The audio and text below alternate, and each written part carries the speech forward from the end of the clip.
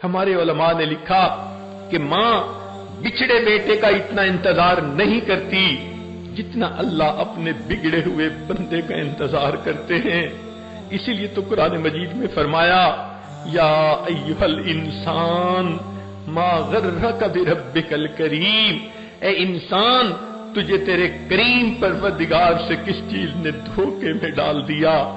جیسے ماں بچے کو سمجھا رہی ہوتی ہے بیٹا ماما سے روٹھا نہیں کرتے، ماما سے دور نہیں ہوا کرتے. لگتا ہے اس آیت مبارکہ میں اللہ رب العزت بندوں کو اسی طرح سمجھا رہے ہیں اے بندو اپنے پروردگار سے روٹھا نہیں کرتے، اس سے دور نہیں جایا کرتے. آؤ پروردگار کا در کھلا ہے. حقیقت بات تو یہ ہے جو رب کریم کے دروازے سے پیٹھ پھیر کے جاتا، آداب شاہانہ کا تقاضا یہ تھا اس بندے کی پشت میں ایک لات لگوائی دی جاتی اور اس کے لیے دروازے کو بند کر دیا جاتا. وہ بدبخت میرے دروازے کو پیٹھ پھیر کے جا رہا ہے، اب یہ دروازہ ہمیشہ کے لیے بند کر دیا. مگر اللہ رب العزت ایسا تو نہیں کرتے، دروازہ کھلا رکھتے ہیں، بندے کو چاہتے ہیں کہ میرے در پر آئے. بلکہ علماء نے لکھا ہے ایک نوجوان جس نے ساری زندگی شیطانی شہوانی نفسانی کاموں میں گزار دی، حتیٰ کہ بڑھاپا آ گیا، نوکری نہ رہی، کوئی کمانے کا ذریعہ نہ رہا، اولاد تھی نہیں، بیوی بھی فوت ہو گئی. اب وہ اکیلا کسی رشتہ دار کے گھر میں پڑا رہتا ہے. تو وہ بندہ جس کے پاس نہ مال ہے نہ جمال ہے نہ دنیا کی کوئی اور چیز ہے، ہر وقت کھانستا رہتا ہے. اس کو رشتہ دار بھی کہتا ہے اے بوڑھے تمہارے کھانسنے کی وجہ سے میرے بچے پریشان ہوتے ہیں، چلے جاؤ یہاں سے. اس نے بھی دھکا دے دیا تو اس وقت وہ بوڑھا اس گھر سے نکلتا ہے، ہاتھ میں لاٹھی پکڑی ہوئی ہے، کمر ٹیڑھی ہو گئی، اب ہانپتا ہوا کانپتا ہوا چلتا ہوا سوچتا ہے کہاں جاؤں، کوئی در نہیں، کوئی گھر نہیں، محبت کرنے والی بیوی نہیں، اولاد نہیں، میں اکیلا ہوں، بے سہارا ہوں. اس وقت تجھے خدا کا در یاد آتا ہے کہ چلو میں اللہ کے گھر جاتا ہوں. اب یہ بندہ جب مسجد میں آتا ہے اللہ رب العزت اسے تانے نہیں دیتے. جب جوانی تھی تجھے مسجد اس وقت کیوں نہ یاد آئی؟ جب مال تھا تجھے مسجد کیوں نہ یاد آئی؟ جب حسن و جمال تھا کیوں مسجد یاد نہ آئی؟ اب تیرے پاس ہے کیا؟ جسم پہ بوٹی نہیں، پیٹ میں آنت نہیں، اب تمہیں میرے پاس آنے کا وقت آیا. اللہ تعالیٰ اس بوڑھے کو بھی کوئی تانا نہیں دیتے. جب وہ اس بڑھاپے میں اللہ رب العزت کے گھر کی طرف آتا ہے اللہ فرماتے ہیں میرے بندے تو نے زندگی میں احساس تو کر لیا کوئی تیرا پروردگار ہے، کوئی تو تیرا ہے جسے تو اپنا کہہ سکتا ہے. اے میرے بندے آ، ایک بالشت آئے گا، میری رحمت تیری طرف 2 بالش چلے گی. وَإِنْ أَتَانِي يَمْشِي أَتَيْتُهُ هَرْوَلًا، تو چل کے آئے گا میری رحمت تیری طرف دوڑ کے جائے گی.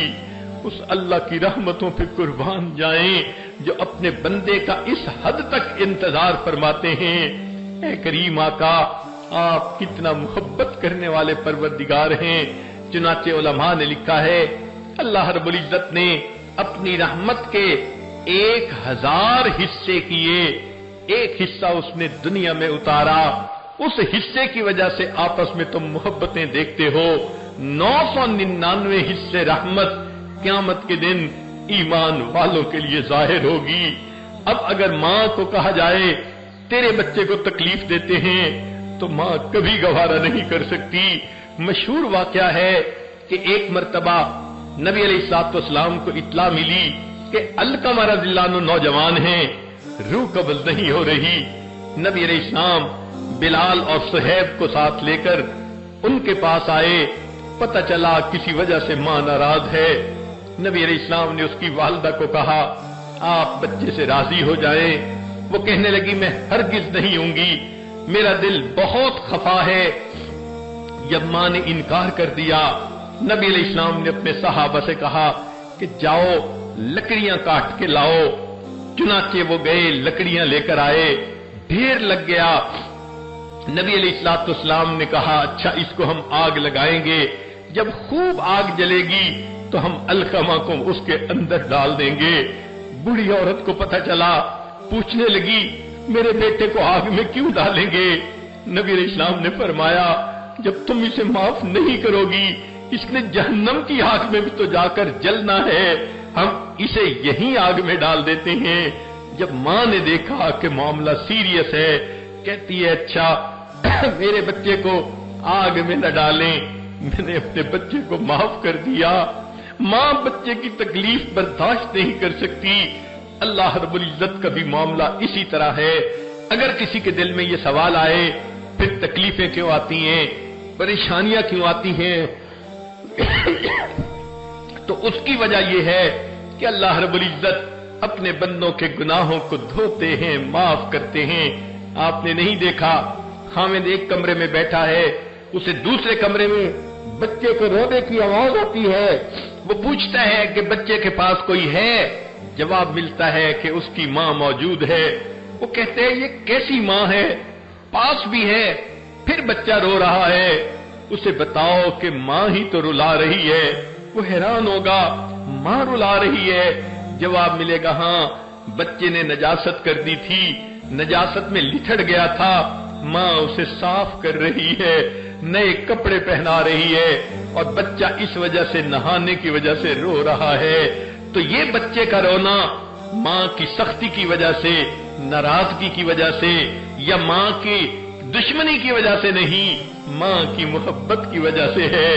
मां बर्दाश्त नहीं करती उसके बच्चे से बू आए, उसके बच्चे के कपड़े मैले हों, वक्ती रोने को बर्दाश्त कर लेती है, लेकिन बच्चे को नहला के साफ कपड़े पहनाती है, फिर उसको अपने सीने से लगा लेती है।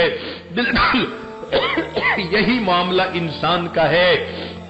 दुनिया में रहते हुए ऐसे गुनाह कर लेता है, उसका बातिन नजस हो जाता है, दिल स्याह हो जाता है, गुनाहों की नजासत उसको बातनी तौर पर नापाक कर देती है। अल्लाह रब्बुल इज्जत इस बंदे की नजासत को पसंद नहीं फरमाते, वो खुद भी पाक हैं, उन्हें पाक बंदा अच्छा लगता है, लिहाजा कोई बीमारी, कोई मुसीबत, कोई परेशानी बंदे पर भेज देते हैं। उनका असल मकसद बंदे की मैल कुचैल को उतारना होता है, बंदे को पाक साफ करना होता है। फिर अल्लाह रब्बुल इज्जत उस बंदे को इस तरह बीमारी से पाक कर देते हैं जैसे उस दिन पाक था जब उसकी मां ने उसको जन्म दिया था। कुर्बान जाएं अल्लाह की रहमत पर कि ये बीमारियां भी रहमत की शक्ल में आ जाती हैं, बंदे को धोने के लिए, आखिरत के अजाब से बचाने के लिए। इन्नल्लाह बिन्नास लरऊफुर रहीम, अल्लाह रब्बुल इज्जत अपने बंदों पर बड़े रऊफ और बड़े रहीम हैं। लिहाजा अगर कोई बंदा जिंदगी भर गुनाहों में पड़ा रहा और फिर उसे एहसास हुआ कि मैंने खता की, मुझे चाहिए मैं अपने रब को मनाऊं, तो मौत से पहले पहले अल्लाह का दरवाजा खुला है। बंदे को चाहिए कि वो आए अपने रब को मना ले ताकि अल्लाह रब्बुल इज्जत इसके गुनाहों को माफ कर दे।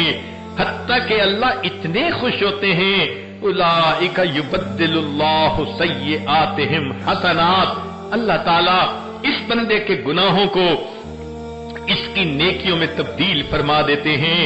चुनाचे इब्ने कय्यम रहमतुल्लाह अलैह ने एक वाकया लिखा, फरमाते हैं मैं एक मर्तबा एक गली में से गुजर रहा था, एक दरवाजे के करीब जब पहुंचा मैंने देखा कि दरवाजा खुला, एक मां अपने 8-9 साल के बच्चे पर खफा हो रही थी, नाराज हो रही थी, कह रही थी तू ढीठ बन गया, जिद्दी बन गया, मेरी कोई बात नहीं मानता, काम चोर बन गया, कोई काम नहीं करता, और कह रही थी अगर तुमने मेरी बात नहीं माननी दफा हो जाओ, मैं तुम्हारी शक्ल नहीं देखना चाहती।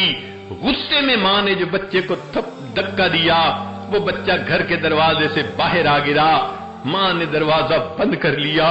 वो फरमाते हैं मैं उस बच्चे को देखने खड़ा हो गया, थोड़ी देर वो बच्चा रोता रहा, फिर बिल आखिर वो उठा, आहिस्ता आहिस्ता कदमों के साथ उसने गली के एक कोने पे जाना शुरू किया।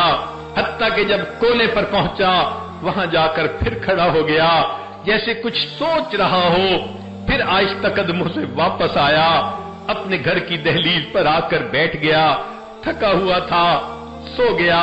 تھوڑی دیر کے بعد اس کی ماں نے کسی کام کے لیے دروازہ کھولا، دیکھا تو بچہ دروازے پر ہی لیٹا ہوا ہے۔ ماں کا غصہ ٹھنڈا نہیں ہوا تھا، پھر وہ کہنے لگی جاتا کیوں نہیں، چلا جا یہاں سے، اگر تو نے میری بات نہیں ماننی تو میں تجھے دیکھنا بھی پسند نہیں کرتی۔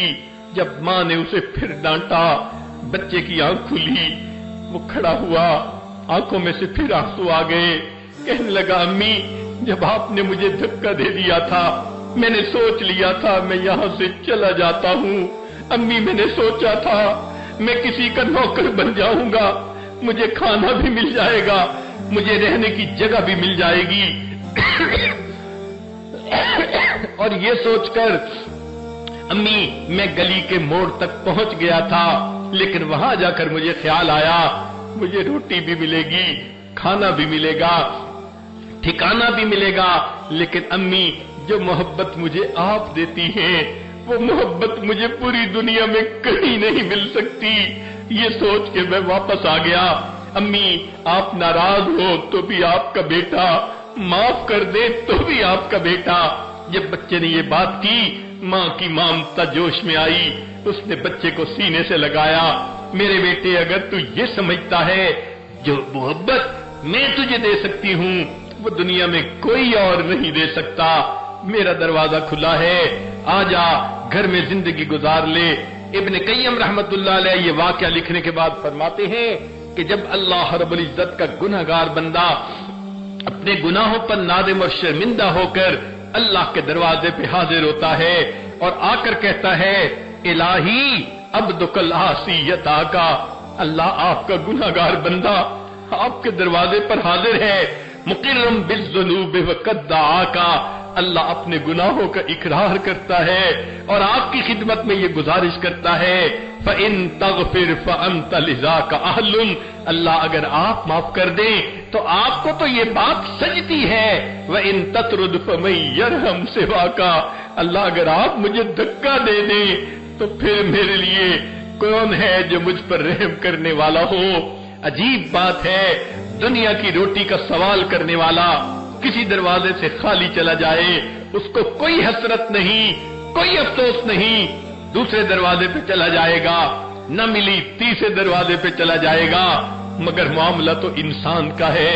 اگر وہ اللہ رب العزت کے دروازے پر آیا اور یہ دروازہ نہ کھلا اب اس کے لیے دوسرا کوئی دروازہ نہیں۔ جو اللہ کے دروازے سے خالی جاتا ہے وہی بدبخت ہوتا ہے، وہی شقی ہوتا ہے۔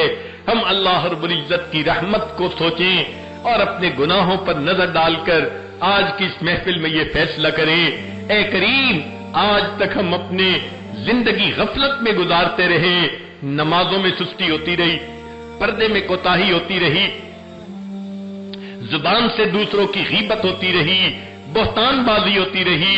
اے اللہ آج ہمیں اپنے گناہوں کا احساس ہوا، ہم آج کے بعد ایک نیک عورت بن کر زندگی گزاریں گی۔ اے اللہ ہم کوئی گناہ نہیں کریں گی، اے کریم ہمارے گناہوں کو معاف کر دیجئے۔ ہم نے تو دنیا میں دیکھا ہے کہ اگر کسی گھر کی عورتیں چل کے کسی دروازے پہ آ جائیں لوگ تو قتل کا مقدمہ بھی معاف کر دیتے ہیں، عورت چل کے آ گئی ہے۔ اگر دنیا دار انسان عورت کے آنے کا اتنا لحاظ کرتا ہے، ذرا عورتیں سوچیں آج وہ اپنے گھروں سے چل کے اللہ کے اس گھر میں آ کر بیٹھ گئی ہیں۔ اے مولا ہم آپ کو منانا چاہتی ہیں، اللہ ہم اپنے دل کے غم کس کو سنائیں، آپ ہی تو سینوں کے بھید جاننے والے ہیں۔ اللہ ہمارے حال پر ترس کھا لیجئے، ہم پر رحم فرما دیجئے، اللہ ہمارے گناہوں کو معاف کر دیجئے۔ جب اس طرح ہم سچی توبہ کریں گے یقیناً اللہ تعالی ہمارے گناہوں کو معاف فرما دیں گے، آئندہ ہمیں نیکوکاری پرہیزگاری کی زندگی نصیب فرمائیں گے۔ وآخر دعوانا ان الحمد للہ رب العالمین۔